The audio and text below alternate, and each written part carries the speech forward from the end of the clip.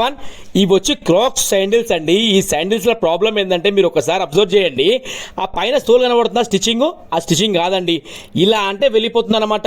అయితే ఏంటంటే ఇందాక నేను చెప్పాను కదా 4 పేర్లు తీసుకొచ్చారు సార్ అని చెప్పేసి, ఆ సార్ ఈ శాండిల్స్ కూడా ఆ 4 సైడ్ కూడా మనకు కుట్లు కనబడుతున్నాయి కానీ ఆ స్టాప్స్ కుట్టు అనేది లేదండి.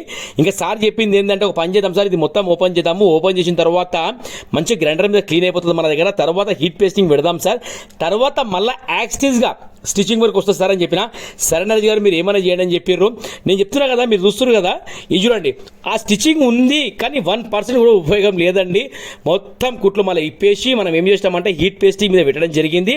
తర్వాత మళ్ళీ స్టిచ్చింగ్ వర్క్ చేస్తే గుర్తుపట్టరండి, అంత మంచి వర్క్ అయింది. మీరు చూస్తున్నారు కదా, ఏంటంటే హీట్ పేస్టింగ్ అనేది రబ్బర్కి అవుతుంది కానీ క్లాత్ ఏదైనా ఉంది అంటే దానికి 80% హీట్ పేస్టింగ్ అవ్వదు. ఎందుకంటే దాని లైలాన్లో ఉంటే అన్నమాట కాలిపోయే అవకాశం ఉంటుంది, షేప్ అవుట్ అయిపోయే అవకాశం ఉంటుంది. అందువల్ల దానికి మనము హీట్ పేస్టింగ్ వాడమండి. ఓన్లీ రబ్బర్కి అయితే రబ్బర్కి అతుకుంటుంది. బలరామ్ ఫుట్వేర్ మన షాప్ పేరు.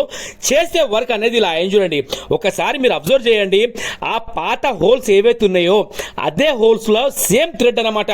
ఆ థ్రెడ్ మందం ఎంత మన దగ్గర ఏంటంటే ఎన్నో రకాల థ్రెడ్స్ ఉంటాయండి, అన్ని థ్రెడ్స్ మనం యూజ్ చేస్తాము. దేనికి ఏది సెట్ అవుతుంది, దేనికి ఏది మ్యాచ్ అవుతుంది అన్నట్టుగా మన దగ్గర వర్క్ చేయడం జరుగుతుంది.